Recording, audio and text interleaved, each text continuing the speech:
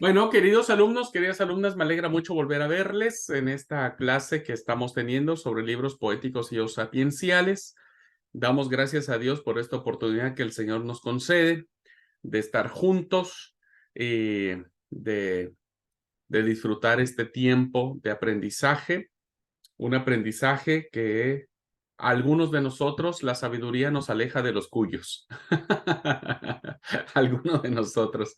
Bueno, gente linda, vamos a continuar con el tema de el libro de Job. Estamos siguiendo al autor José Luis Sicre en esta propuesta que nos hace respecto del abordaje al libro de Job.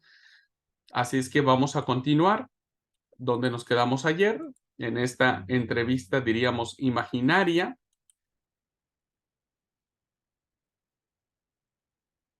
que ha tenido el autor.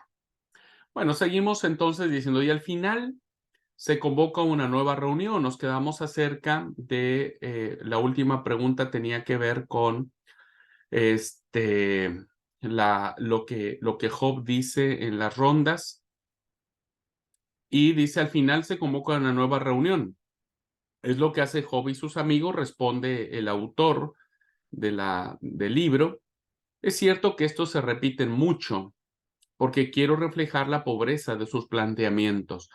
Este señalamiento, queridos alumnos, cuando uno lo percibe en las ideas repetitivas que tienen los amigos de Job, nos hace a nosotros pensar y reflexionar que no siempre, ¿verdad?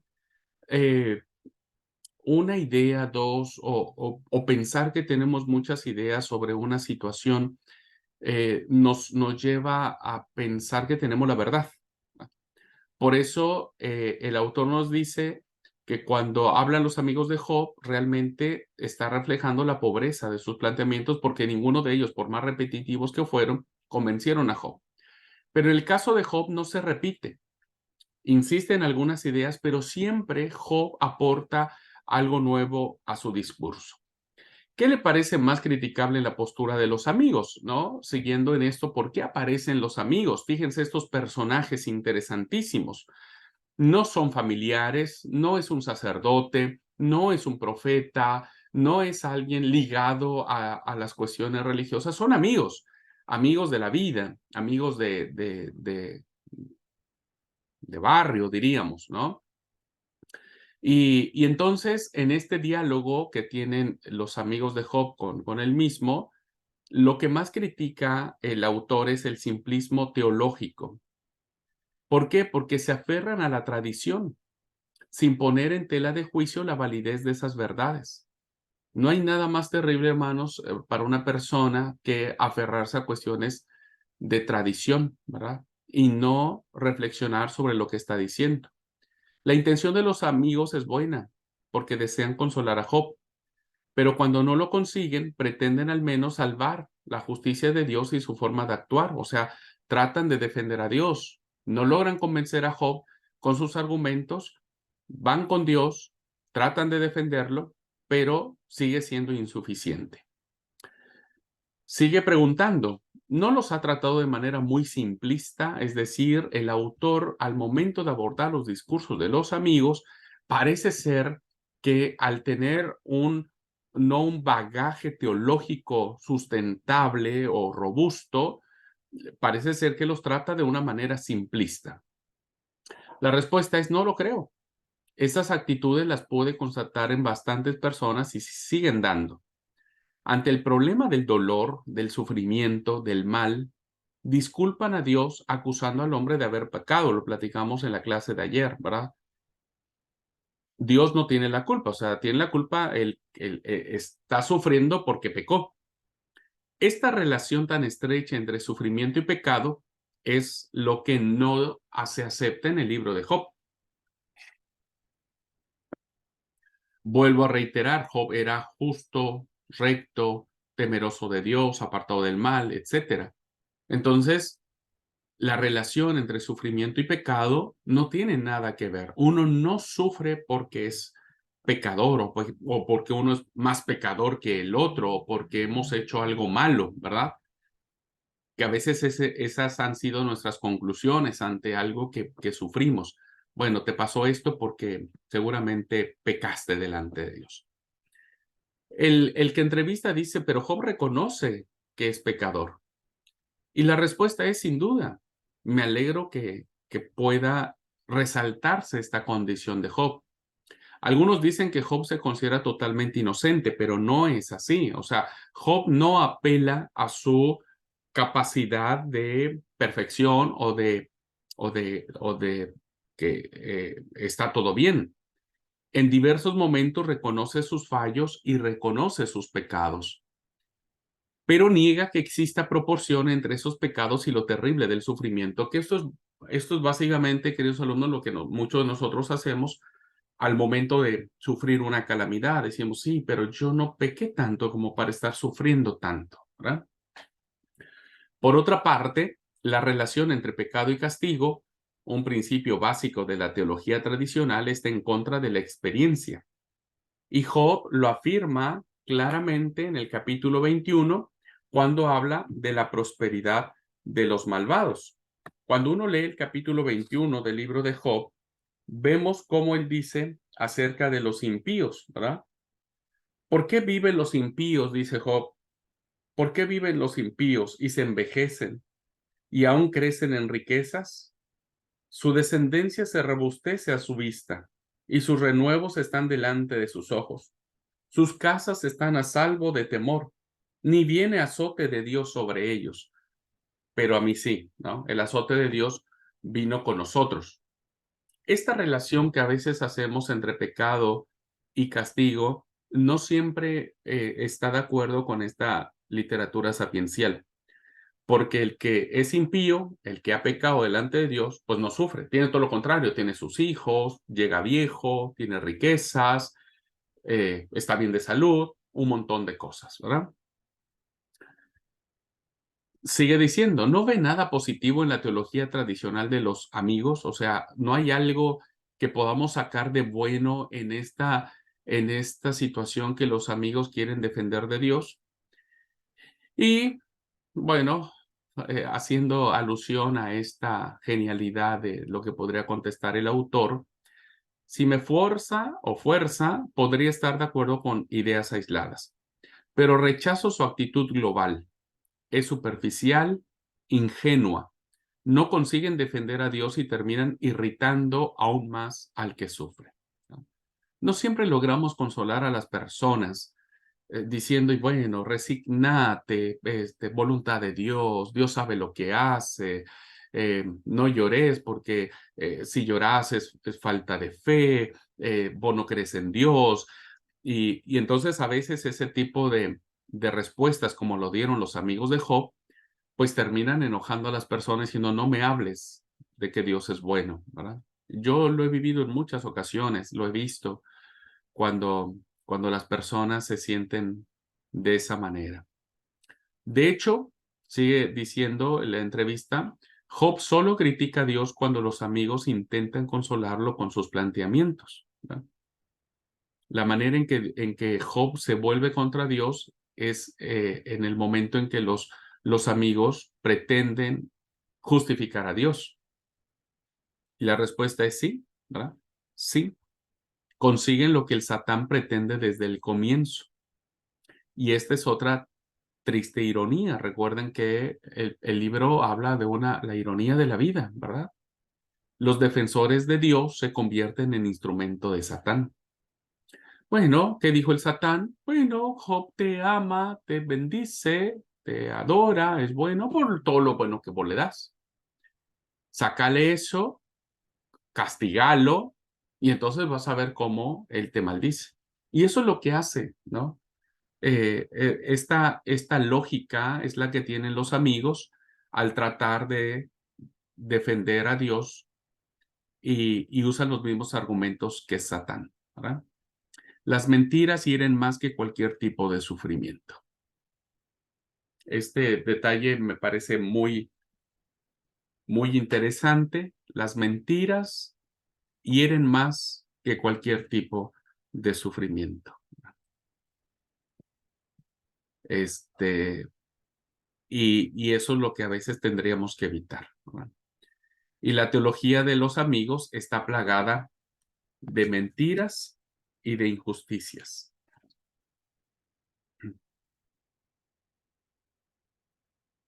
Por eso, cuando ustedes lean el libro de Job, traten de identificar estas cosas, ¿no? Que dicen los amigos de Job para tratar de defender a Dios. Bueno.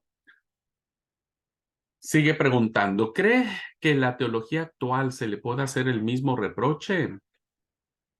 Así que aquí hay un lindo planteamiento, hermanos, de aplicación respecto de qué tan relevante es el libro de Job para nuestras vidas hoy. Y viene en esta pregunta, ¿no? Me extrañaría mucho que no ocurriese así, sobre todo en un tema tan candente como este, ¿verdad? Nosotros, vuelvo a repetir, la teología ha tratado de justificar a Dios y a veces los rostros que vemos de Dios no siempre son los correctos, ¿verdad? No siempre son los correctos. O pasamos de un Dios que no le importamos, ¿verdad? Como diciendo, y bueno, si Dios este, me hubiera cuidado a mi familiar, no hubiera pasado lo que pasó, ¿verdad? Entonces es como un Dios descuidado, como un Dios que, no me di cuenta que tenía que evitar que mi hijo tuviera una enfermedad, por ejemplo, ¿no? Este, eso finalmente es un tema, ¿verdad? Que cada uno de nosotros tendría que ir corrigiendo sobre los rostros de Dios, sobre quién realmente es Dios. En el debate con los amigos, sigue este diálogo, Job se enfrenta terriblemente con Dios. Algunas de sus afirmaciones resultan blasfemas, ¿verdad? Por ejemplo, lo leímos en el pasaje del capítulo 9, versículo 23.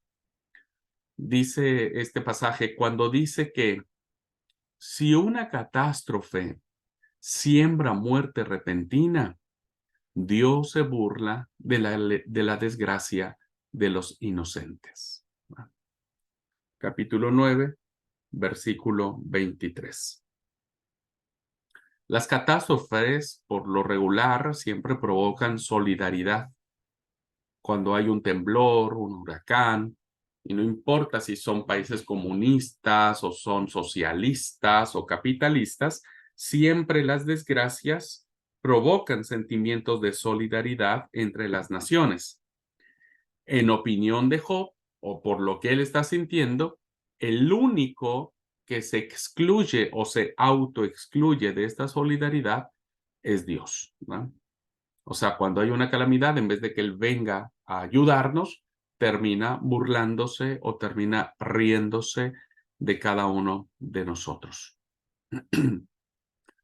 ¿Le resulta extraño que Job diga esto? Es blasfemo, ¿no?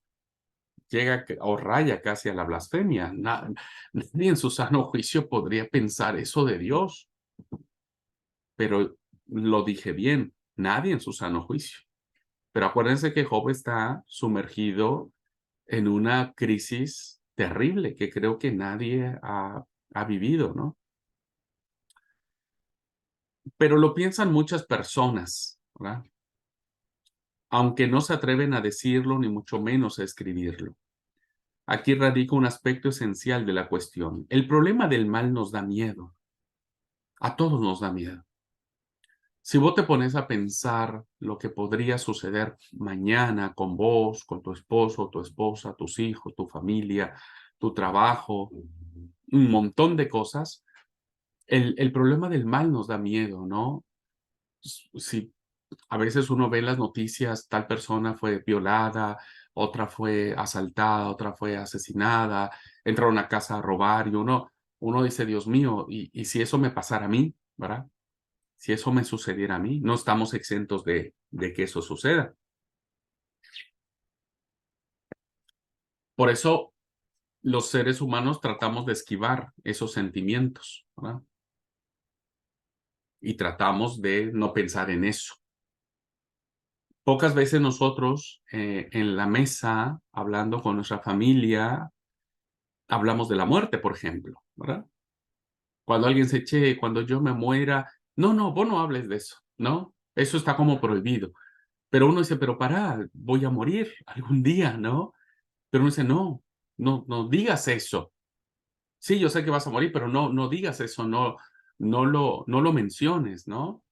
O el hecho de pensar que mañana podríamos tener una enfermedad terminal, qué sé yo, uno entra en ese miedo de decir de qué tan desconocido es lo que viene en el futuro. Por eso intentamos esquivarlo, por eso intentamos callarlo, por eso intentamos de que no se hable. Poco hablamos del sufrimiento, realmente, porque nadie nos gusta sufrir. La respuesta que sigue dando dice, ustedes, por ejemplo, tienen el problema del hambre en el mundo. La solución fácil es culpar a las grandes potencias de egoísmo y de los gobernantes de los países tercermundistas de gastar en armamento lo que podría dedicar a mejorar el nivel de vida de sus ciudadanos. Y es verdad, ¿verdad? En vez de estar comprando armas, pues podríamos construir escuelas u hospitales. Pero mientras lo planteamos así, no cogemos al toro por los cuernos, es decir, no enfrentamos el verdadero problema, porque el responsable último de la creación es Dios. ¿Ah? O sea, uno dice, bueno, hay hambre en el mundo por las situaciones políticas, pero en esencia, Dios es el creador de todo. ¿Por qué no interviene para quitar el hambre?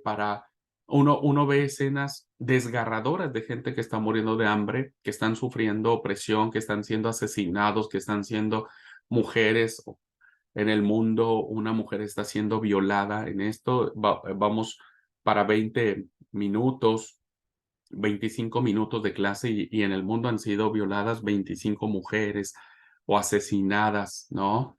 Este, es terrible esto. Y entonces la pregunta que a veces uno se plantea, ¿cómo interviene Dios? Por qué tolera todo eso?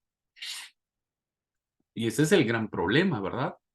Este, en última instancia, si Dios tiene el poder para hacer las cosas, ¿por qué no lo hace?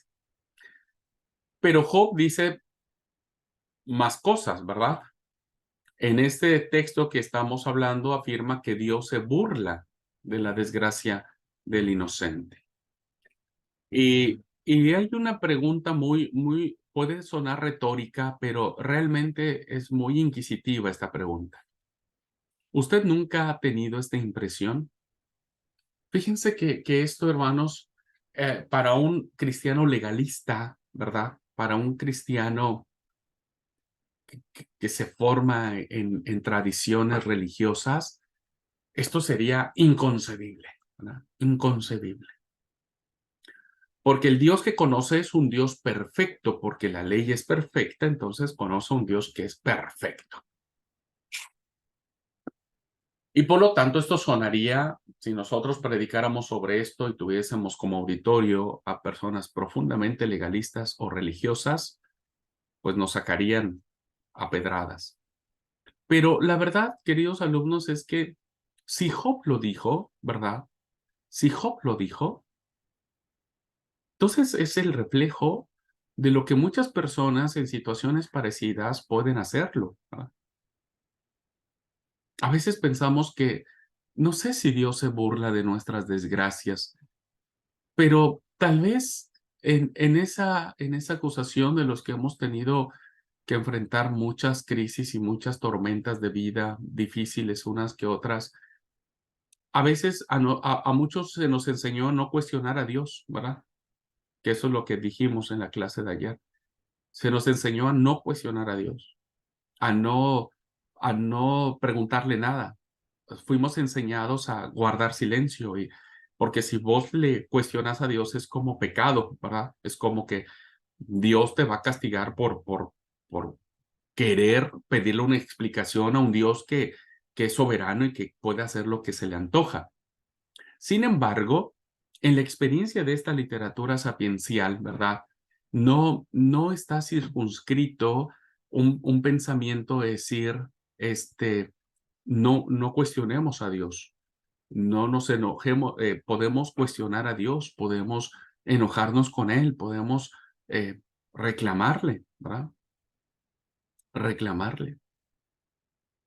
Y siguiendo la respuesta que da esta entrevista ficticia, dice, yo sí he tenido esa impresión. Es lo que he querido reflejar en un momento de la obra.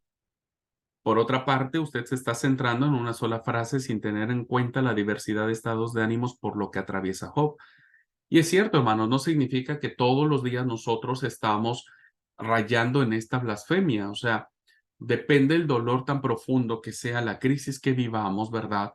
Es como a veces nos sacamos de nuestras casillas, pero luego cuando pasa la tormenta, volvemos al camino, ¿verdad? Y volvemos a entender a Dios desde otra perspectiva. Y eso le pasa a Job. Job es solo un versículo, diríamos, en medio de todos los 9 discursos que él pronuncia, que habla sobre esto, ¿verdad? Así que no condenemos a Job por decirlo, pero tampoco condenemos a alguien que viviendo una desgracia terrible pueda llegar a pensar eso de Dios. Es claro que la solución de los amigos no le convence, ¿verdad?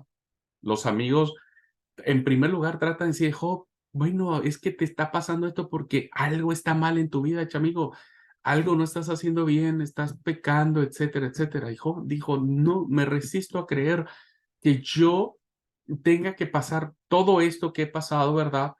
Cuando no creo haber sido tan malo. Y entonces viene aquí el discurso de Dios, ¿verdad? El discurso de Dios, que ese sí es convincente. Pero es bien interesante, ¿verdad? Porque el autor pone en boca de Dios, diríamos, ¿verdad? Un discurso maravilloso, pero desconcertante. ¿Y por qué, verdad? Dice, pero esos discursos, le pregunta el entrevistador, resultan desconcertantes. Cuando empezamos ya a ver en el capítulo, eh, es el capítulo 38, ¿verdad? En el capítulo 38 viene el discurso de, de Jehová, de Dios, y entonces dice en el versículo 1 del capítulo 38, entonces respondió Jehová a Job desde un torbellino y le dijo, cuando empezamos a leer el capítulo 38, 39, 40, ¿verdad? No tratan el problema del mal. Ustedes léanlo. No, no hay un abordaje sobre el mal. No dice nada sobre el sufrimiento de Job. Es decir, en pocas palabras, Dios no le da una respuesta a Job de lo que él está planteando, ¿verdad? No le da una respuesta. Cuando uno lee este discurso de Dios, solo habla del cielo, las estrellas, la lluvia, una serie de animales, ¿no es cierto?, que se traducen en el leviatán o en el hipopótamo, ¿verdad? Y entonces, diciendo, cerrando la idea, dice, ya sabe lo que ha dicho un comentarista sobre estos discursos de Job. Algunos comentaristas dicen que estos discursos que aparecen en estos capítulos son una serie de 3 horas de clase de ciencias naturales. Porque, porque uno viene con la incógnita, ¿no? Uno viene arrastrando durante todos estos capítulos diciendo, bueno, ¿por qué el justo sufre? Esa es la pregunta que Job está haciendo a gritos durante todo el discurso. Entonces, cuando llega Dios, cuando entra Dios en escena, dice, bueno, listo, ahora le va a explicar, ahora le va a decir por qué, le va a dar las razones. Y Job va a decir, ah, bueno, listo, ahora entiendo, ahora comprendo. Pero no, no. La verdad es que ustedes lean todo el discurso y ustedes van a encontrar cómo empieza el libro, el discurso. ¿Quién es ese que oscurece el consejo con palabras sin sabiduría? Ahora ciñe como varón tus lomos, yo te preguntaré y tú me contestarás. ¿No? Y entonces empieza a hablar del mundo, cómo se creó, empieza a hablar de los animales, de que si sabe el tema de las cabras, que si sabe el tema del pavo real, que si sabe el tema del avestruz, ¿verdad? Del búfalo, del cuyo. Este, y uno dice, bueno, ¿de verdad gastar 3 capítulos para no decirnos nada de lo que está pasando Job? Creo que no me han entendido, dice el autor. Quizá por culpa mía abordé la solución de forma que puede resultar enigmática. Y claro, nos redesconcierta que no encontremos respuestas ante el sufrimiento. Y hay una pregunta acá. Recientemente un autor llamado Otmar Kiel ha estudiado los discursos de Dios con una perspectiva nueva y afirma que los discursos encajan perfectamente en la temática de la obra. ¿Conoce ese estudio? Afortunadamente, dice aquí, no entran libros. Bueno, esa es una respuesta irónica. Que él, desarrollando la idea que hace este erudito, ¿verdad? Que él opina que Job ha hecho a Dios 2 reproches fundamentales. Esta es como una explicación que algunos comentaristas dan sobre los discursos de Dios. Y bueno, él dice que Job le ha hecho a Dios 2 reproches fundamentales, que la tierra es un caos y que se encuentra en poder de los malvados. Esto es como una tesis que permite entender los discursos de Dios. Frente a la idea del caos, el primer discurso defiende la creación como una empresa sabiamente planeada, haciendo referencia al Dios que cree el cosmos siempre de nuevo y a Yahvé con la imagen del Señor de los animales. Eso respondería a la primera, ¿no? De lo que es lo que existe en el mundo. El segundo discurso aborda la acusación de que la tierra está en manos de los malvados, hablando de la lucha incesante de Dios contra ellos y presentando a Yahvé con la imagen del Horus egipcio que combate contra el hipopótamo y el cocodrilo, encarnaciones del mal. Básicamente, esta propuesta nos dice que los discursos de Dios que el autor pone en labios de Dios, diríamos, tiene que ver con una tradición de una literatura egipcia en donde el Horus egipcio, ¿verdad? Combate con los 2 animales que nos plantea aquí el libro de Job, con el hipopótamo y con el cocodrilo, ¿verdad? Que para esta literatura egipcia van a ser los representantes del mal. Y entonces el autor, al plantear estos 2 animales, ¿verdad? En el caso del de Job es el hipopótamo, el leviatán, ¿verdad? Como estas bestias poderosas que están en la tierra. Y bueno, la pregunta es, siguiendo esta actitud académica de ver qué opinan algunos comentaristas sobre los discursos de Job, dice, desde luego me parece más acertada la idea de 3 horas de clases de ciencias naturales, es decir, no está de acuerdo el autor. Job no está planteando una situación del caos en la tierra, ¿no es cierto? Y de un Dios que cría animales, ¿no? O que cuida animales. No está de acuerdo y creo que está bien. Yo tampoco pensaría que los discursos de Dios en el libro de Job tendrían que ver algo con el tema del caos en la tierra y de un Dios que cuida animales. Bueno, entonces, si no estamos de acuerdo con eso, la pregunta es, ¿ve la solución en admitir que el mundo está en un proceso continuo de creación y que el mal forma parte de ese proceso?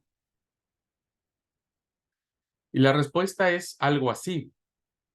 Pero de esa manera de formular las cosas, me recuerda más bien la opinión de un amigo que he conocido hace poco, otro autor, otro erudito bíblico llamado Teilhard de Chardin. Quizás con lenguaje más poético yo diga lo mismo. De todas formas, tengo la impresión de que usted busca de nuevo solucionar el problema por caminos puramente intelectuales, es decir, hay que encontrar una razón a los discursos de Dios. Yo le he dicho que la reflexión es necesaria, pero no resuelve el problema. Esto es muy importante, ¿verdad? Esto es muy importante. El planteamiento de los discursos de Dios no resuelven el problema, pero dicen una verdad mucho más grande. Fíjense, ¿qué es lo importante de todo esto? Y lo importante, hermanos, queridos alumnos, no es la respuesta de por qué el justo sufre. Eso no es lo importante de esto, ¿no? Lo importante no es darle una respuesta del por qué el sufrimiento y por qué el mal impera y muchas veces vence, ¿no? Sino lo realmente importante es una experiencia nueva de Dios, una experiencia nueva de Dios, unida a una experiencia nueva de lo que significa la vida misma, el ser humano.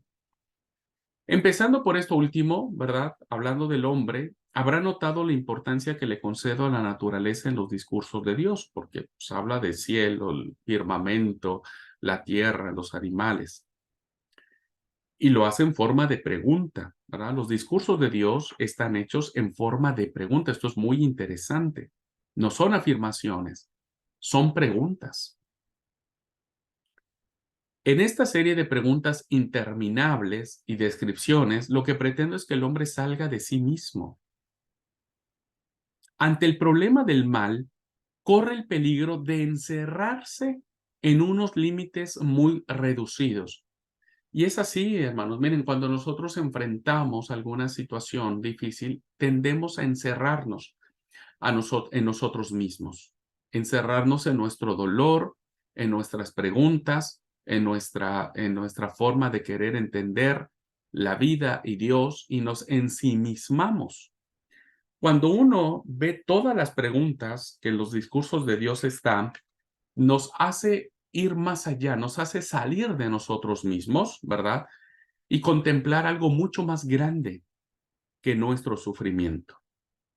Dice, incluso cuando piensa en el mal de la humanidad, termina convirtiéndose en centro del universo y juzga todo según sus pobres criterios. Eso es lo malo, ¿no?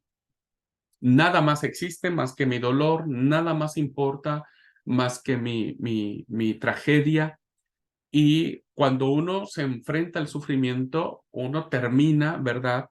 No pensando en los demás, no nos interesan los demás, no nos imaginamos que quizás alguien está sufriendo mucho más que nosotros y solamente pensamos que somos nosotros y nuestro dolor. Un segundo, hermanos.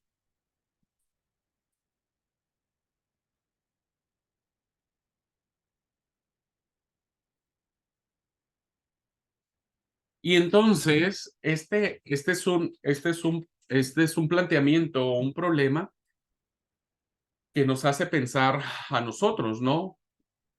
Ante la gravedad de la situación, parece ser que el centro de atención y el centro del universo tendríamos que ser nosotros mismos. ¿Qué es lo que se logra con los discursos de Job?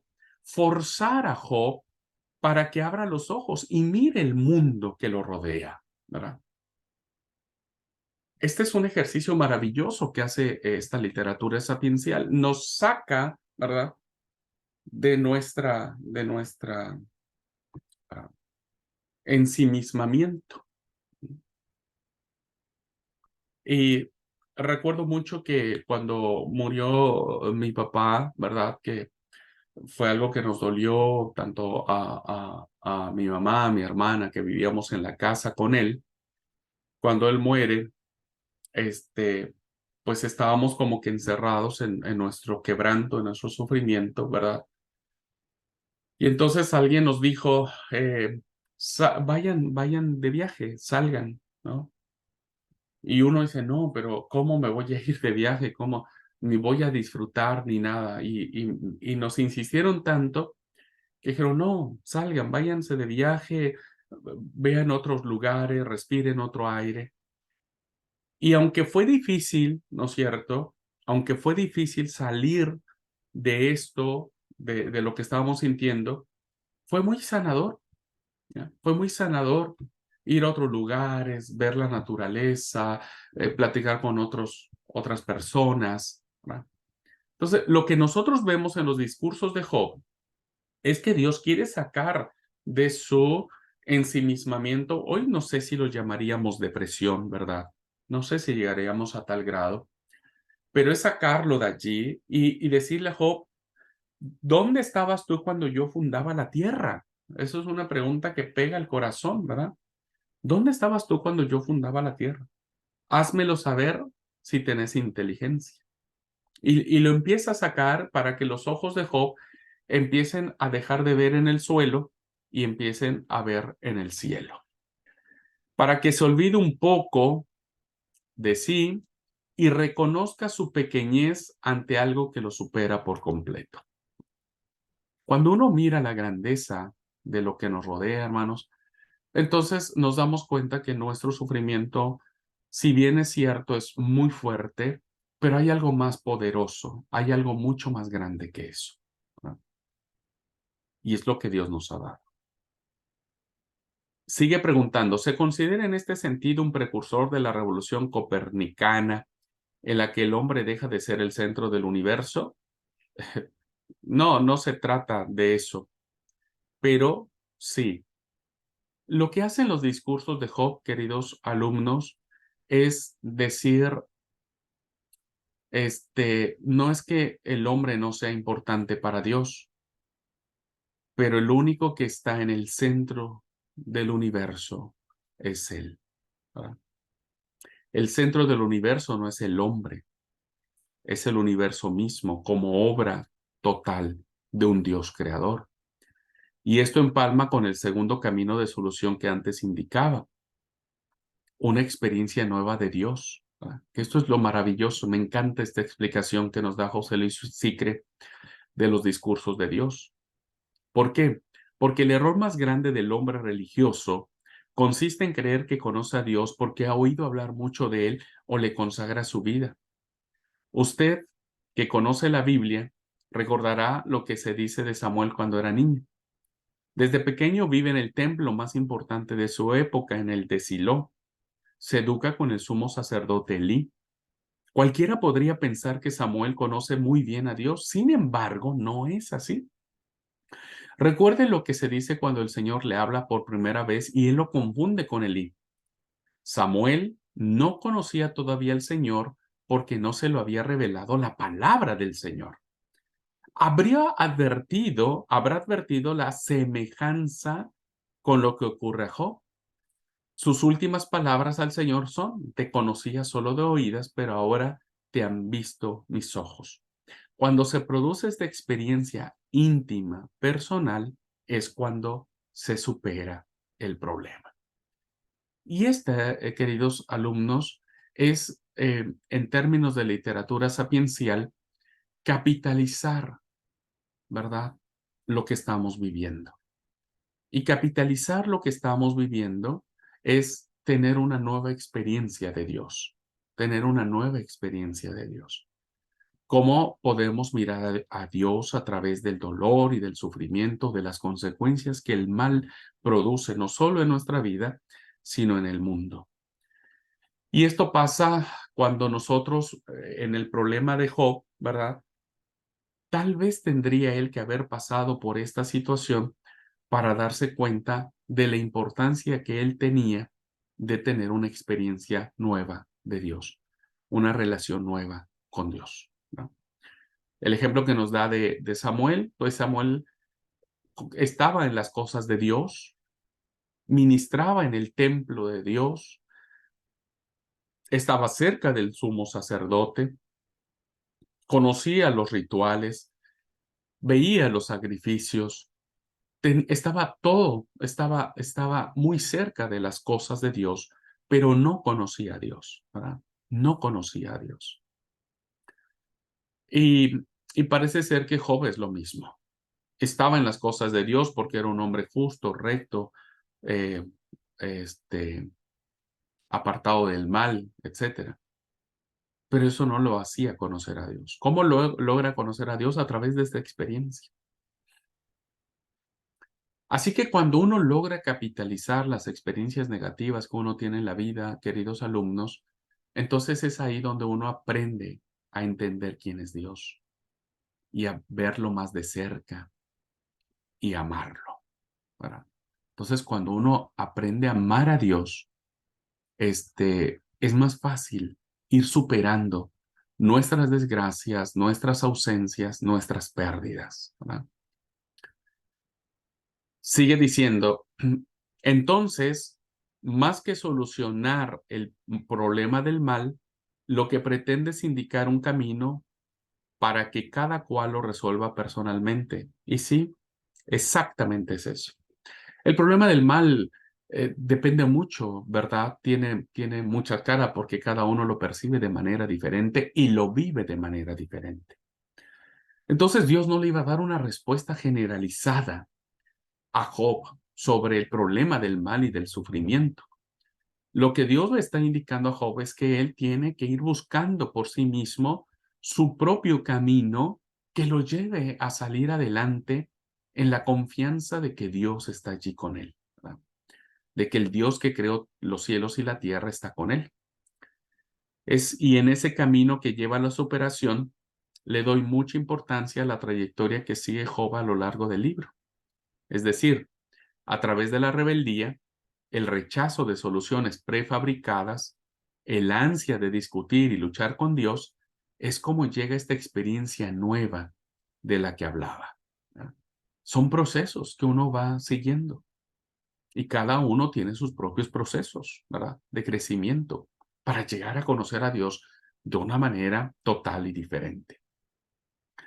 Sin embargo, dice, para Job es fácil terminar felizmente esa evolución porque usted hace que Dios se le aparezca y le hable cara a cara. Y no, fíjense, algo muy interesante. Dios no le habla cara a cara a Job como lo hiciera con Moisés. Habla desde la tormenta, ¿verdad? Entonces respondió Jehová a Job desde un torbellino. Qué interesante es esto, hermano. ¿Por qué Dios aparece en un torbellino? ¿No? Un torbellino, todos sabemos, es un viento huracanado que destruye, destroza, ¿no? Sin duda, he recurrido a un artificio literario, ¿verdad?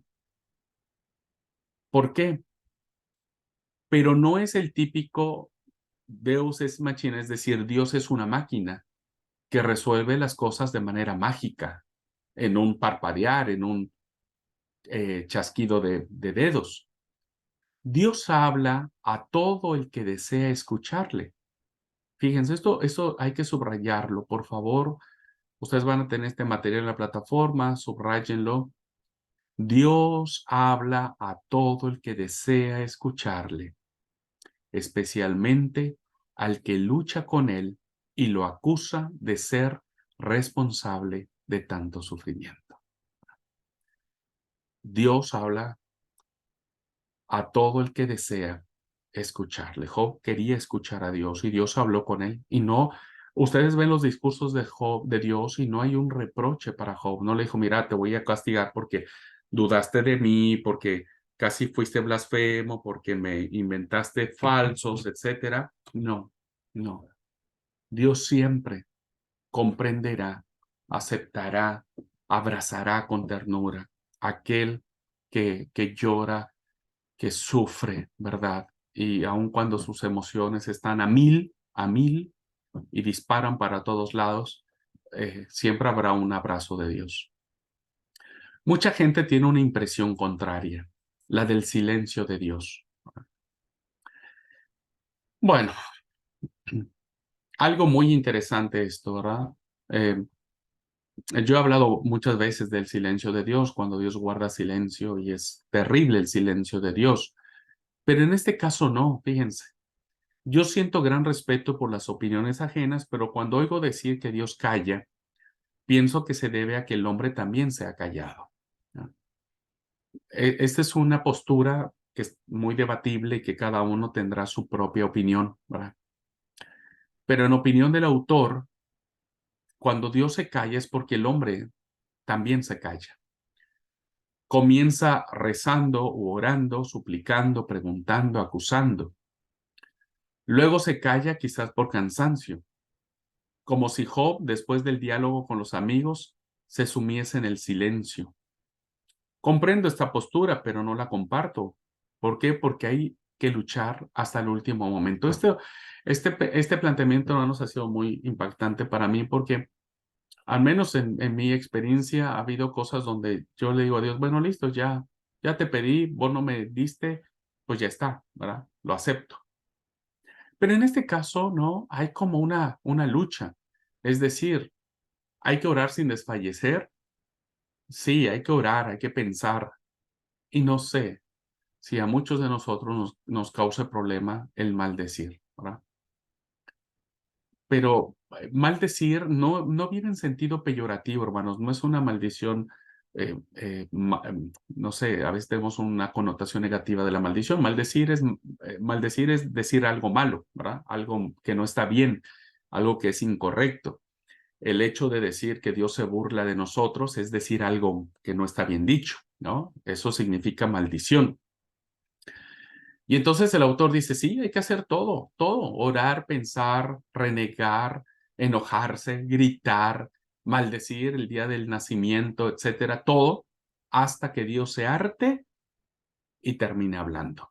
No sé si esto es en términos muy coloquiales o teológicos, más bien teológicos que coloquiales, el tema de la fe.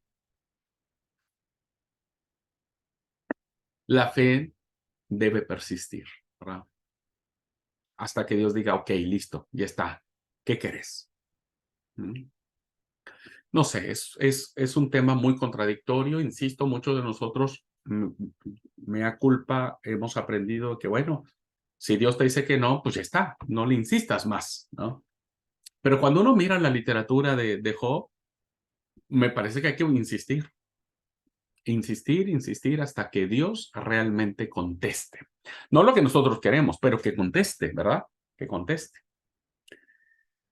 Supongamos que sea cierto. ¿Por qué no terminó la obra en este momento cuando Job se encuentra con Dios y afirma conocerlo de nueva forma? O sea, ya, cuando Job dijo, ahora mis ojos te ven, ya está, ese es el final de la obra, ahí terminaría todo. Y hay como un reproche, ¿no? Para el autor. El epílogo parece un parche, es como innecesario, no habría necesidad de restregarnos en la cara, diríamos, ¿no? Que el epílogo es el 42 del 10 al 17, decir, bien, vieron, Job terminó con un montón de cosas, con un montón recibió lo doble, ¿verdad? Lo doble de lo que él había sido quitado, ¿no? Y entonces le pregunta, pero ¿y por qué pensás que es un parche? ¿No? Y la pregunta o la respuesta, diríamos, sería, resulta un final demasiadamente feliz, ¿no? Típico de los cuentos de hadas. Y fueron felices para siempre.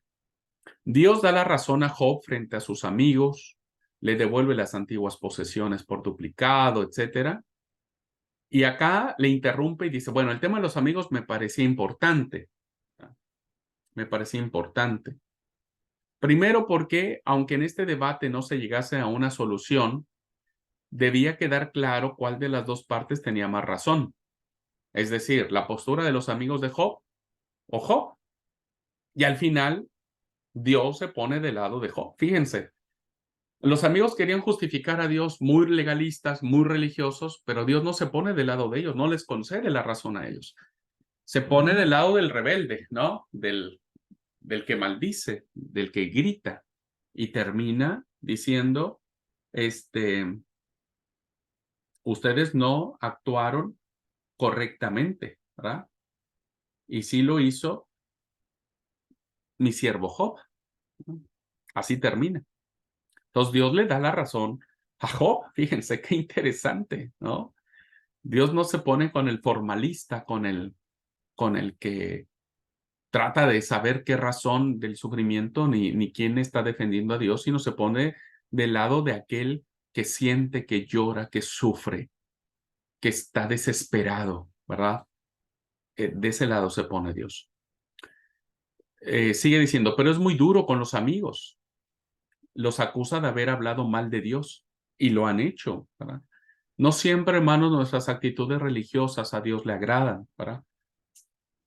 Baste escuchar a los profetas cuando le dicen, estoy harto de sus sacrificios, estoy harto de que ustedes derramen incienso, aceite, hagan cosas para mí y estoy harto, estoy fastidiado de ustedes. Aun cuando todo eso era correcto, pero Dios dice, estoy tan hastiado, le dice a los profetas, a través de los profetas, porque no han estado haciendo justicia al pobre, no han estado redimiendo al oprimido, eh, oprimen a la viuda, etcétera, ¿verdad? Entonces, lo mismo pasa ahora con los amigos de Job y pasa mucho hoy con muchos legalistas, ¿verdad? Que establecen su relación con Dios a través del mérito, ¿verdad? Yo soy bueno. Entonces, si soy bueno, no merezco esto. O si estoy viviendo esto es porque he pecado y Dios me está castigando, ¿verdad? Entonces, lo han hecho, obvio, sin mala intención, porque ninguno de ellos tiene una mala intención, pero han hecho, ¿verdad? ¿Qué significa hablar bien de Dios? Uno se preguntaría. Repetir que es bueno, justo, omnipotente. Ante una persona que sufre, hay veces en que la única manera de hablar bien de Dios es no hablar de Dios. Qué interesante esto, ¿no? Qué interesante esto. A veces cuando uno pasa, insisto, a veces uno dice, no, bueno, Dios sabe lo que hace, ¿verdad? Y la gente dice, mira, no me hables de ese Dios porque no. Ante una persona que sufre, hay veces en que la única manera de hablar bien de Dios es no hablar de Dios. Y los amigos solo callan al principio, pero luego hablan, estropean todo. Como no tienen mala voluntad, el Señor los perdona fácilmente. Yo sé que mucha gente de manera muy honesta va y trata de consolar y, no llores, si no, ¿qué va a pensar Dios de vos, de que estás llorando ante esta situación? Eso es falta de fe, ¿no? Mucha gente se parece a los amigos de Job, pero Dios los perdona fácilmente. Solo tienen que ofrecer un holocausto, 7 novillos, 7 carneros. No hay mucho para hacer. Finalmente, Dios también tiene misericordia de los amigos de Job. Bueno, aún admitiendo esto, Dios dice que Job ha hablado bien de él. Y acá hay una contradicción. ¿Cómo es que Job ha hablado con rectitud? Dice el texto, ¿verdad? Con rectitud. Si finalmente el tipo termina acusando, insultando y casi blasfemando, ¿verdad? Qué interesante esto, hermanos, qué interesante. Es, es algo irónico, ¿verdad? ¿Cómo Job termina diciendo, mi siervo Job ha sido hablado de mí rectamente? Cuando todos los capítulos anteriores ha hecho lo que no. Bueno, a primera vista sí, pero Job ha hablado bien de Dios porque en todo momento ha tenido una idea más exacta de él. Job se acerca mucho más a la concepción de Dios que sus amigos, porque no lo ha encasillado en fórmulas baratas ni en interpretaciones ridículas. Job se ha expresado con rabia y amargura, pero también con terrible seriedad. Job no es alguien vano, ¿verdad? Su encaramiento con Dios no es superficial, no es un tipo vano, hueco, no, no. Es un hombre profundamente piadoso que en su piedad permite acercarse a Dios de una manera tan especial, ¿verdad? Y Dios y de Dios solo se puede hablar seriamente. Por eso, queridos alumnos, cuando uno mantiene una relación personal con Dios, una intimidad con el Señor, uno tiene toda la capacidad de gritar, pero con una seriedad, de una espiritualidad profunda. Nuestros gritos no son insensatos. Nuestra rebeldía no es hueca, no es vana, sino es de un profundo pensamiento y piedad espiritual que cada uno de nosotros debería cultivar como la tenía Job. ¿Verdad? ¿Se logra ver esa diferencia? ¿No? No es lo mismo alguien que le grita a Dios teniendo una vida vacía espiritualmente que alguien que le grita a Dios porque ha tocado la profundidad de la relación que ha tenido con Dios, ¿verdad? Así que bueno, esto me parece sumamente importante de resaltar en la persona de Job. Bueno, ¿y qué me dice de recuperar las posesiones por duplicado? Ya al final del libro, si es una concesión al auditorio, lo reconozco, ¿verdad? Es como un regalo. Casi todas las obras de este tipo terminaban de forma parecida. En esto no he pretendido ser original, pero hay cosas que resultan hirientes. Puede resultar simpático que las 7,000 ovejas que tiene Job al principio se conviertan en 14,000, ¿verdad? No hay ningún problema. Que los 3,000 camellos se conviertan en 6,000. Pero los hijos, ¿verdad? Que es algo interesante, no se sustituyen como ovejas y camellos. Usted los mata, es decir, al principio de la obra, todos los hijos de Job se mueren, pero luego les da otros de repuesto, ¿no? Y Job está muy feliz. Le da 7 hijos y 3 hijas. Bueno, la respuesta es, reconozco que es duro de admitir, pero no se me ocurrió otra solución. No podía dejar a Job solo. Tampoco resucitar a los hijos desde un principio, pues era imposible. Entre todas las soluciones, la que propongo me parece la menos mala, que es el hecho de, pues, dar nuevamente hijos, no los mismos, pero hijos como un símbolo de bendición. Bueno, terminando entonces, la entrevista dice, ¿qué aporta su enfoque del problema el mensaje cristiano? ¿Qué aporta su enfoque del problema el mensaje cristiano? Bueno, la respuesta es esto tendría que preguntárselo a los evangelistas, a Pablo o al mismo Jesús. Quizás enfocan el tema de manera distinta. Ellos creían en la resurrección, cosa que en mi tiempo pues no era muy claro el tema de la resurrección, y eso modifica algunas cosas de manera esencial. Pero no negaría que mi postura puede ser válida en muchos otros casos. Recuerde que Jesús ofreció oraciones y súplicas a gritos y con lágrimas al que podía salvarlo de la muerte, y Dios lo escuchó, pero después de aquella angustia, ¿no? Es un ejemplo maravilloso. Jesús también dice Hebreos que él ofrece sus oraciones y sus súplicas con gritos y con lágrimas. Eso lo dice la carta a los Hebreos, ¿no? Bueno, ¿cómo la conoce? Aquí no entran libros, pues entran sus autores. Ya está haciendo una charla ahí media, un diálogo entre esta entrevista. Bueno, última pregunta. ¿Escribió su libro pensando que lo leyese mucha gente o un grupo reducido? La respuesta que se da, o al menos que plantea el autor, José Luis Sicre, es un grupo reducido. ¿Por qué? Porque entonces eran muy pocos los que sabían leer cuando se escribe esta obra magna, ¿verdad? Y el libro es largo y denso. Incluso a personas cultas de su época le resulta pesado. La verdad que a mí en lo particular me resultó pesado seguir el hilo de todos estos discursos. Por eso le he concedido esta entrevista. Creo que se puede divulgar las principales ideas y que harán bien aunque no se lea el libro, ¿verdad? Bueno, ¿no es un triste consuelo para un autor? En una pregunta así media irónica, sí, pero es inevitable. Comprenderá que yo no comencé escribiendo el libro de Job. Antes hice otras cosas inferiores sin duda. Todo se ha perdido. Job, aunque no lo se lea, está allí, ¿no? Después de esta entrevista, quizás alguien se anime a echarle un vistazo. Eso espero. Muchas gracias.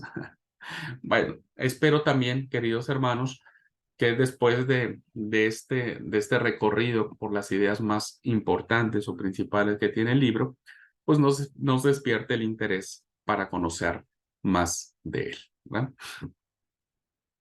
Lo que quería terminar diciendo y que me faltó redondear en cuanto a los discursos de Job, los discursos de Dios en el problema de Job.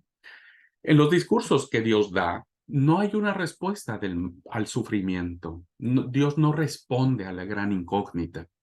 Y entonces lo que Dios hace es dos cosas. Una, decir, ¿verdad?, que todo lo que existe a nuestro alrededor es mucho más grande y mucho más bello y mucho más sanador y liberador de lo que nuestro propio sufrimiento nos puede dar. Y que cada uno de nosotros tiene que encontrar su propio camino de encuentro con el Señor.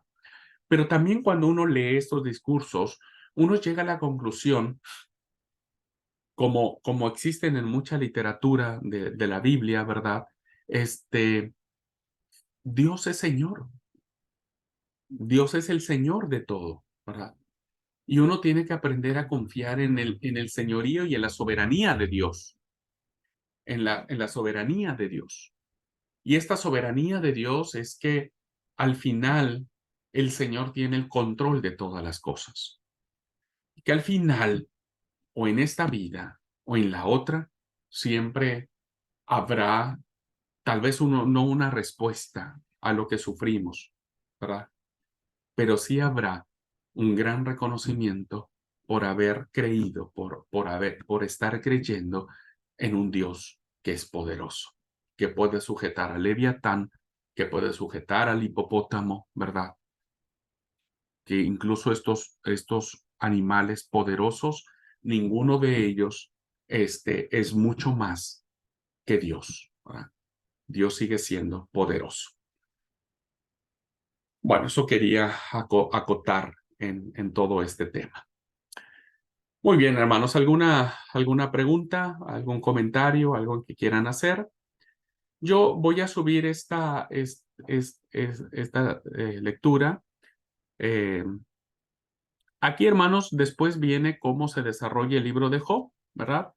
Para los que vean la estructura global ya más esquematizada, saliéndonos de esta situación de la entrevista. Bueno, tenemos la introducción en prosa, capítulo 1, capítulo 2. Vemos los discursos, ¿verdad?, entre Job y los amigos, que va del capítulo 3 al 27, en verso, una primera rueda de discursos, segunda rueda, tercera rueda o ronda de discursos, y el capítulo 28 es una conclusión. Aparece Eliú, ¿verdad? Job, bueno, tenemos el capítulo 29 al 31 hablando Job, luego se interrumpe este diálogo con un personaje llamado Eliú, que aparece en el capítulo 32 al 37, y los discursos de Dios del 38 al 42. Y termina el epílogo en prosa, ¿verdad? Bueno, todo lo que yo les dije, ¿verdad?, aparece en este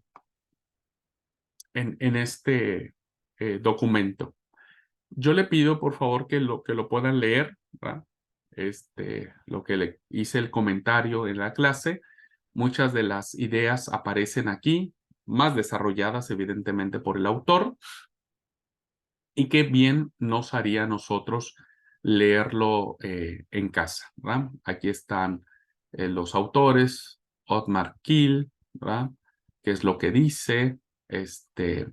Viene una explicación respecto de lo que acabo de decirles, ¿no? Sobre el hipopótamo, sobre el cocodrilo o leviatán, que está muy, muy bueno, muy, muy bueno, ¿verdad? Y que vuelvo a repetir, es lo que yo les dije. Bueno, este detalle es muy interesante. A quien desee conocer directamente el libro de Job y no disponga del tiempo y la paciencia necesario, puede leer los siguientes capítulos. Lea así el prólogo 1 y 2. Lea la primera ronda del debate con los amigos del 3 al 11. Lea los discursos de Job y de Dios, ¿verdad? Y al final el epílogo. Y si tiene un poco de tiempo, pues añada los magistrales discursos de Job en los capítulos del 2 al 14, el capítulo 19 y el capítulo 21. Muy bien, así que esta lectura lo voy a subir para que ustedes lean estas hojas que aparecen acá. que les va a ayudar mucho a comprender, ¿verdad? Viene lo que es la introducción a prosa, un poco hablar sobre Job y los amigos, y Job, Eliú y Dios, que son como los personajes más importantes de esto. ¿Ok? Muy bien. Y así es como estaríamos concluyendo el abordaje en esta propuesta. Ustedes pueden leer algunos comentarios. Hay 1000 comentarios sobre Job, 1000 comentarios sobre Job. Pero quise traerles esta propuesta que a mí me ha gustado. Además, me fascina mucho este tipo de recurso, ¿verdad? Que te entra en el diálogo. Pero por favor, si ustedes quieren investigar más sobre Job, hay muchos comentarios en la bibliografía. Les pasé un comentario sobre Job, así es que pueden consultar, ¿verdad? Muy bien. Antes de terminar la clase, ¿alguna pregunta, alguna duda, algún comentario? Si pudo entenderse o no lo que platicamos.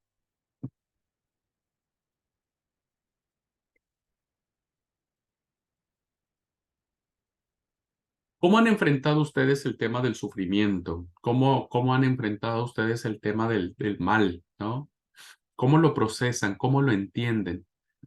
¿Su relación con Dios es intelectualista? Es decir, cuando nos hemos enfrentado a situaciones, tratamos de decir, bueno, ¿qué hice, no? ¿Qué macana me aventé ahora como para que me esté pasando esto? Eh, ¿Qué tanto de su fe ha sido cómo podría decir, fortalecida ante situaciones difíciles? ¿O cómo nuestra fe sigue estando allí? ¿Viste? Como que es cierto algo de duda, ¿verdad? Decir, bueno, sigo creyendo en Dios, sigo yendo a la iglesia, sigo haciendo esto, pero todavía no me siento tan así, ¿viste? Como Job. Cuéntenos, el que pueda, ¿verdad? Podemos tomar un minutito para tener este diálogo. Sí, querida Amanda. Yo creo que esta reflexión o estos comentarios que hace el escritor, pues lo ponen también a uno como en varias situaciones de la vida de uno. Lo digo porque a medida de que va pasando el tiempo, de que uno va conociendo del Señor, pues obviamente la fe se va fortaleciendo. Lo digo porque en mi niñez, nosotros tuvimos una niñez feliz y no tan feliz. Mi papá, digamos que se dedicaba a la bebida y pues por ese lado era un sufrimiento constante, pues de ver a mi mamá, eh, digamos, llevar como el hogar solos y todo eso, ¿cierto? Y uno de pequeño o en la época de la adolescencia se hacía esas preguntas, porque a nosotros, ¿qué pasa? O sea, era como mm, de sentirlo a Dios como tan lejos por todo ese constante sufrimiento. Pero cuando mi mamá enfermó, eso más o menos en el 2012, mi mamá falleció en el 2013, Dios, o sea, nosotros, los hijos, no vimos la enfermedad de mi mamá. Obviamente sí es dolorosa porque a ella le dio un Alzheimer muy fuerte y agresivo y fue rápido. O sea, de ver que ella era como el centro de todo, la fuerza de la casa, la fuerza del hogar. Y pues ya después entrar en una situación de que ella era como nuestra niña, ¿no? El médico nos decía, tienen que tener mucho amor, mucha paciencia, porque hay personas que sufren esta enfermedad y pueden durar años. Y pues a mi mamá, primero se le olvidó comer. Entonces era una situación supremamente difícil. Luego se le olvidó hablar. Entonces no sabíamos que le dolía solamente por ver su rostro. Ya sabíamos que tenía algún dolor, pero fue una situación muy difícil. Pero nosotros vimos que o sentimos con mi hermana y mis hermanos que esa prueba fue para reconciliación. esa prueba fue, o sea, esa era nuestra fe, digamos, ya más fortalecida, ya haber pasado tanto tránsito y tantos vaivenes de toda nuestra vida. Como hermanos, somos cuatro hermanos, dos hombres, dos mujeres, vimos eso como esa etapa de reconciliación, de ver que mi padre, o sea, de mi padre se volcó totalmente a cuidar a mi mamá con un amor que nunca lo habíamos visto. Y, y de poder nosotros también, digamos, acercarnos más como familia, como hermanos, o sea, estar tan unidos y tan presentes ahí, o sea, en ese entorno de esa enfermedad. Y cuando mi mamá partió, mi papá, o sea, a pesar de que él en esos 2 años de sufrimiento, de, digamos, de enfermedad de mi madre, el que más sufría de pronto era mi papá, de verla a mi mamá, sí, él era el que la llevaba, nosotros la teníamos, digamos que era como una escuela, que la llevamos por la mañana a donde estaba, era una fundación donde las hacían reír, donde les enseñaban más cosas, ella llegaba y bueno, entonces era diferente y él la llevaba, él la traía, era, era una entrega que decíamos, o sea, esto fue para eso, para que mi papá tuviera ese momento o ese tránsito de reconciliación con ella. Y cuando ella se fue, en el momento en que ella ya estaba pues despidiéndose, él le decía, perdóname, no fue un gran esposo, pero tú sabes que yo siempre te amé. Entonces, digamos que son pruebas que a uno lo fortalecen, pero que le dan a uno como esa esperanza de que Dios está con uno. Entonces, a lo largo de la vida, eh, por las situaciones que uno va pasando, se fortalece la fe y no solamente la fe, sino como ese acercamiento a Dios. Y ahora en el libro de cómo Jesús veía al Padre, que eso lo vimos en la espiritualidad cristiana, mi fe se aumentó mucho. Eh, o sea, yo ahorita, por ejemplo, estoy sin trabajo, pero yo le digo al Señor, mire, esta es la lista de lo que hay que pagar, Señor. Tú eres mi padre, no sé cómo va a llegar, pero sé que va a llegar. Antes tenía como el temor, como yo he pecado, de pronto no me lo merezco, ¿cierto? Ujú, Pero ahora tengo esa fe de decirle, papá, tengo esta necesidad y él sabrá en su momento a quién va a poner, cómo lo va a hacer, pero va a llegar. O ujú. sea, tengo esa seguridad porque eso lo he aprendido y por eso sé que este seminario ha sido Gracias a una gran Dios. bendición. Y no solamente lo veo yo, lo ve mi esposo y a pesar de que él no recibe estas clases, pero lo ve en el testimonio que uno lo da cada día. Antes era una mujer súper preocupada, a mí me decían la preocupona porque yo me preocupaba por todo el mundo. Si alguien viajaba, iba siguiéndolo hasta que no llegara. O sea, ahora le digo, Señor, está en tus manos, tú verás. Y cuando todos mis compañeros de trabajo, pues de que salimos de la compañía, inmediatamente sus hojas de vida. Yo dije, no, Señor, yo voy a esperar en ti. Y compañeros que ya se han ubicado me llaman, Amanda, envíame la hoja de vida. No sé, yo le digo, Señor, lo que tú quieras, estoy en tus manos. Entonces, he visto que mi fe sí se ha fortalecido a lo largo de la vida con todas las pruebas y las cosas lindas también que hemos visto, porque a pesar de que la enfermedad de mis padres fue dolorosa, pero fue algo lindo de esos reencuentros, de esas reconciliaciones con ellos y de esa unión familiar. Muchas gracias, querida Amanda. Gracias por compartir su testimonio familiar. Seguramente no fue nada fácil el tema de sus padres, ¿no es cierto? Uno ahora a la distancia, uno lo ve de manera diferente. Cuando uno vive esas situaciones, quieras o no, uno se llena de pesar por las situaciones que vive, ¿no es cierto?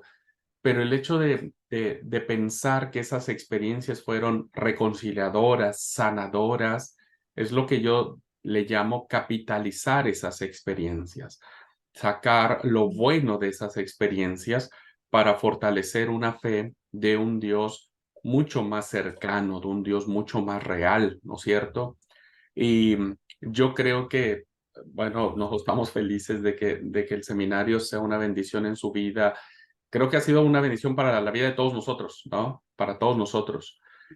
Tener este tiempo de charla entre los que estamos en clase presencial, los que están viendo la clase grabada, de alguna manera hay una conexión hermosa y maravillosa.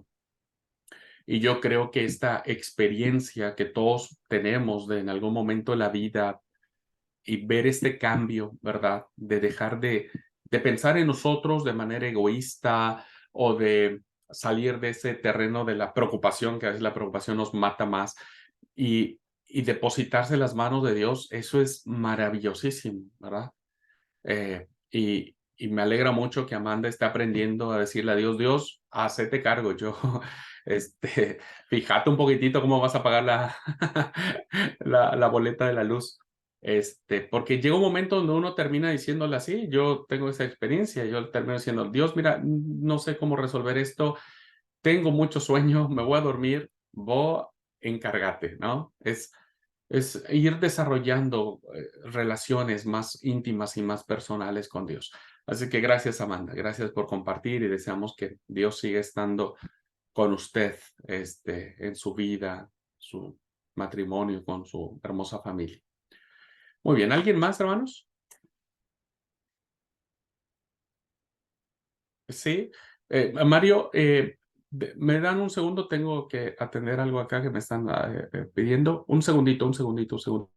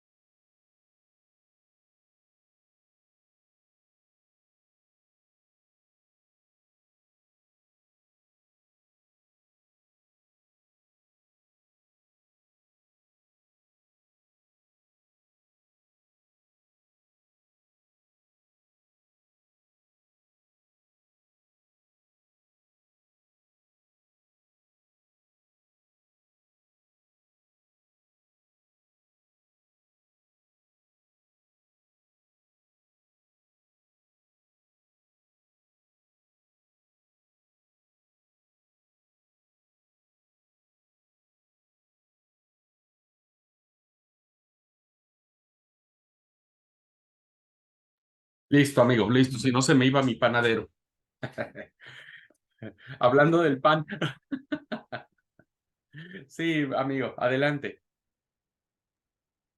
No, a mí por ahí, hoy en la clase de hoy por ahí me tocó mucho y me hizo revolver algunas, algunas cosas de lo que me pasó a mí cuando me tocó pasar por mi proceso de enfermedad, hace ahora ya hace poco más de 10 años de eso, pero como que me sentí muy identificado con lo que pasó Job, salvando las distancias de las tragedias le pasaron a él, pero yo en ese momento, cuando me enteré de mi enfermedad y cuando empezó todo ese proceso y sentí ese miedo de morirme, ¿no es cierto? Tenía miedo en su momento y, y cuando estaba internado y le decía a Dios, le decía, ¿por qué a mí?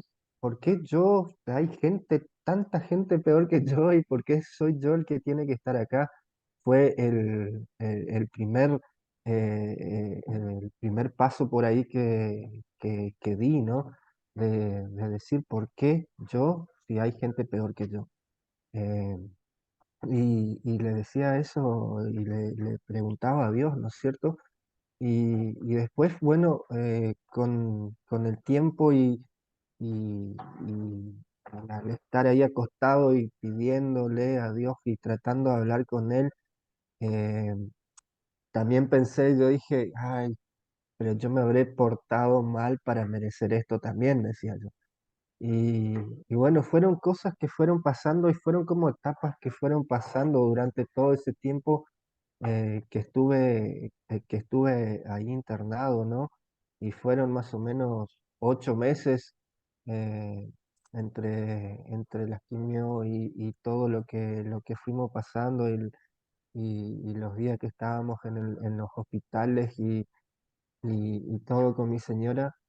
Y, y llegó un momento donde sí me sentí tan cerca de Dios y fue el momento cuando entré a cirugía. El día que yo entré a cirugía, yo siempre lo cuento y hasta hoy yo no lo puedo entender, fue el día que más paz sentí en toda mi vida. Yo había puesto las cosas en manos de Dios, me había por ahí reconciliado con Dios, por así decirlo, en ese momento y sabía que Dios que me había escuchado. Yo estaba seguro que Dios tenía algo preparado para mí, que ese no iba a ser el último día de mi vida, así que estaba tranquilo y de última también sentía que si ese sería el último día, yo había puesto mi vida por ahí en orden entre todo lo que venía desordenado, ¿no? Y empecé a valorar también en esos momentos, yo me acuerdo, yo siempre, todos los sábados almorzaba con mi papá y mi mamá, pero iba y almorzaba porque era ir los sábados. Y cuando yo me encontraba internado allá y miraba por la ventana del hospital y decía, ah, la pucha, cómo me gustaría estar hoy almorzando con mi mamá y mi papá. Eran esas pequeñas cosas que uno las tiene por ahí, qué sé yo, que son parte de la rutina de uno y uno las tiene como que, están ahí, ¿no? No las valora. Y Tal cual. empecé a valorar todo eso, empecé a valorar esas pequeñas cosas que realmente son lo más importante de la vida. Eh, Compartir un almuerzo con tus papás, compartir un asado con tus amigos, y eso era lo que a mí me cambió mucho. A nosotros nos unió como pareja. Nosotros siempre decimos con mi esposa que estábamos casados, que nos queríamos mucho, pero esa situación nos mostró otras cosas, nos mostró cosas realmente importantes de la vida que no era decir tengo un mejor auto, tengo una mejor casa, tengo un mejor sueldo, no era eso lo importante de la vida, ¿no? Entonces, por ahí, pasar por esa situación, yo digo, para mí fue un giro total en mi vida. Yo en un momento siempre digo que como que Dios me agarró del cuello de la camisa y me dijo, despertate y arranca para otro lado. Y gracias a Dios, doy gracias a Dios hoy por hoy de que me haya pasado lo que me pasó porque después de eso sé que no soy perfecto ni más ni menos, ¿no? Pero sé que soy una mejor persona, soy un mejor cristiano y sé que tengo una mejor relación con Dios. Gracias, amigo mío. Gracias por compartir. Vean cómo esta literatura nos hace eh, centrar, ¿verdad? Nos hace centrar en lo más importante. No sabemos por qué nos pasó, no sabemos por qué sucedió de esa manera, no sabemos por qué tuvo que ser así, ¿no?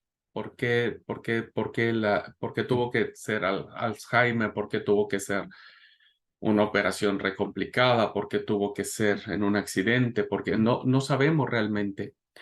Pero cuando uno capitaliza esto, entonces uno empieza a mirar lo más importante, es decir, cómo esto ha fortalecido mi relación con Dios y que ahora, a través de esto, o después de esto, o durante esto, uno puede terminar diciendo como Job, de oídas te había oído.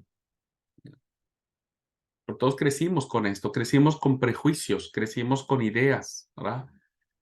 Y esas ideas fueron las que marcaron nuestra relación con Dios. Pero después de esta vivencia, cuando la capitalizamos, terminamos diciendo como Job, pero ahora mis ojos te ven. Ahora mis ojos te ven y te ven de una manera diferente, te ven de una manera que ahora puedo entender un montón de cosas, ¿no?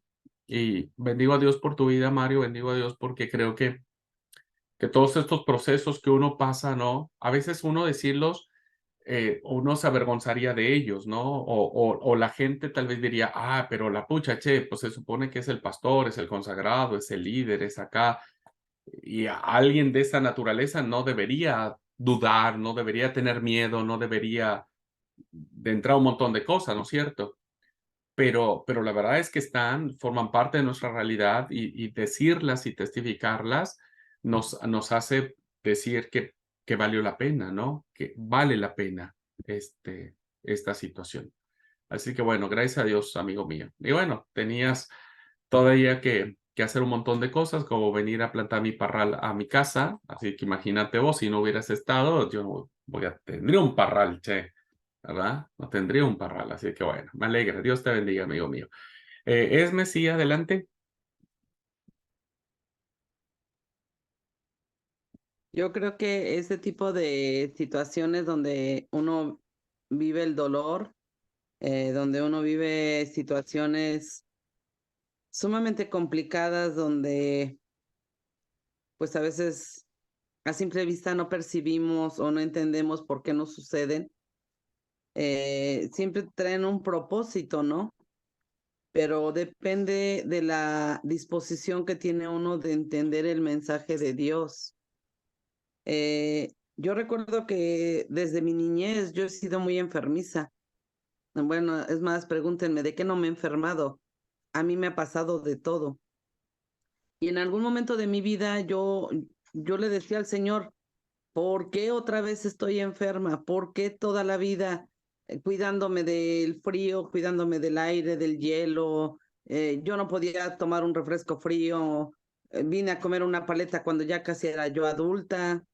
Y esas cosas, ¿no? Que a mí me complicaban la existencia.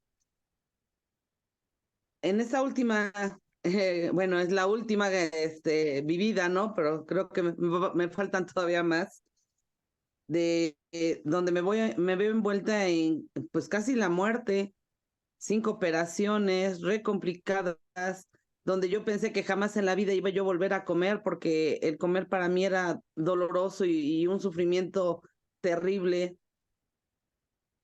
Yo entendí que el Señor me había permitido vivir todas las experiencias de enfermedades desde mi niñez para aguantar esta última, ¿no?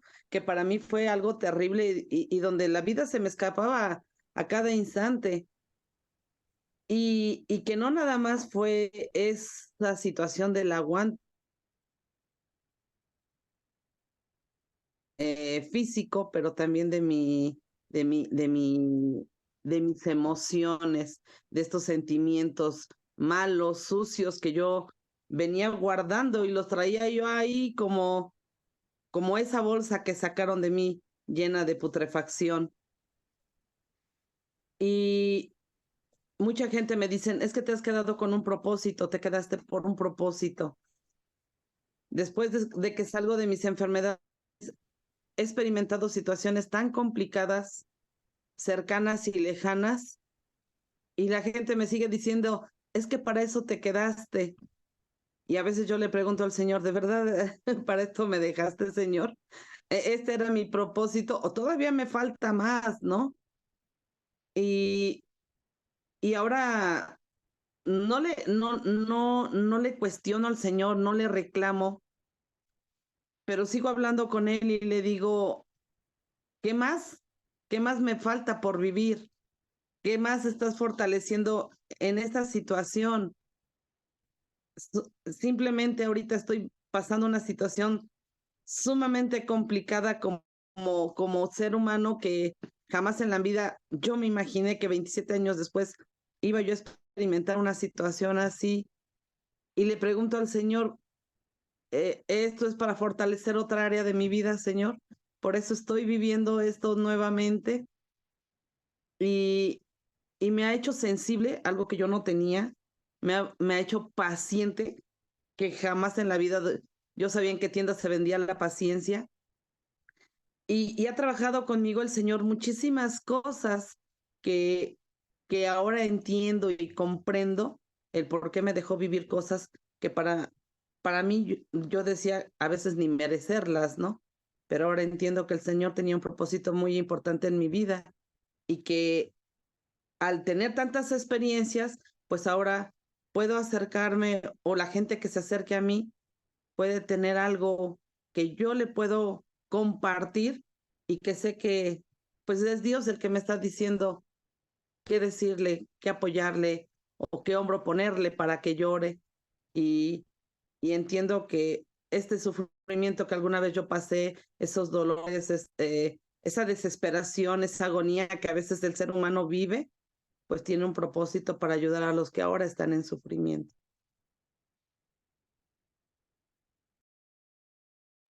Muchas gracias también, Edna, por compartir. A veces uno termina en esta reflexión, ¿verdad? De tratar de entender los propósitos, ¿no? O sea, es parte de nosotros decir, bueno, ahora yo no veo el propósito por el cual estoy pasando, ¿no? Uno lo ve ya siempre a la distancia. Cuando pasa, uno empieza a ver la distancia y dice, ahora entiendo un montón de cosas, ¿no? Pero siempre es muy importante, como vuelvo a reiterar, capitalizar las cosas y decir, bueno, tengo dos opciones, lamentarme, enojarme con Dios, alejarme de Él, eh, permitir que mis emociones me ganen y terminar renegándolo, o hablar con Él, platicar con Él, enojarme, gritarle, reclamarle, pero decirle, no te voy a dejar de amar, ¿verdad? No voy a dejar de amarte, no voy a dejar de estar y de ser tuyo, ¿verdad? Y eso es lo más maravilloso. Así es que, pues muchas gracias por compartir y bueno, a todos ustedes por compartir sus experiencias, que todos tendríamos más de una, ¿no? Y que los que están viendo la clase grabada también tienen y tendrán o tendremos, ¿verdad? No sabemos lo que sucederá en el futuro, no sabemos, pero evidentemente uno lo encara de diferente manera. Ahora fíjense, solo como para terminar la reflexión, al final Dios le da el doble a Job, ¿no es cierto? Le da el doble de camellos, de bueyes, de ovejas. Le da 7 hijos y 3 hijas, ¿no? Pero la pregunta es, ¿será que en algún momento Job volvió a vivir la experiencia de la muerte de uno de sus hijos? Y sí. ¿Será que Job después de eso tuvo que volver a pasar la experiencia de perder su ganado, ¿no es cierto? Por a lo mejor una sequía, a lo mejor cualquier cosa que pasa en la vida. Y uno diría sí, ¿no? Pero creo que ahora, aunque no esté escrito, pero con la enseñanza que tenemos, nos da a nosotros la certeza de saber que, que Job lo iba a encarar o lo va a encarar de una manera diferente a la que pudo haberlo encarado desde un principio. No sé, queda la reflexión, por eso la literatura sapiencial te lleva a la reflexión de la vida misma, ¿verdad? Pero sobre todo al compromiso de cómo la experiencia te conecta con Dios y te debe conectar con Dios, que es lo más importante. Bueno, gente linda, si no hay alguna otra participación, pregunta, comentario, pues muchas gracias. Nos vemos la próxima semana, ¿verdad? Eh, yo les pido una disculpa, 1000 cosas se me han atravesado, pero sí o sí tengo que ya subir el tema de los grupos y de lo que tienen que trabajar para que tengan el tiempo suficiente para las exposiciones, ¿ok? Así es que voy a ponerme las pilas y voy a tratar de subir lo más pronto posible el tema de los equipos y de las partes que quiero que trabajen. Bueno, Dios les bendiga, linda tarde para todos, cuídense mucho, paz y bendiciones.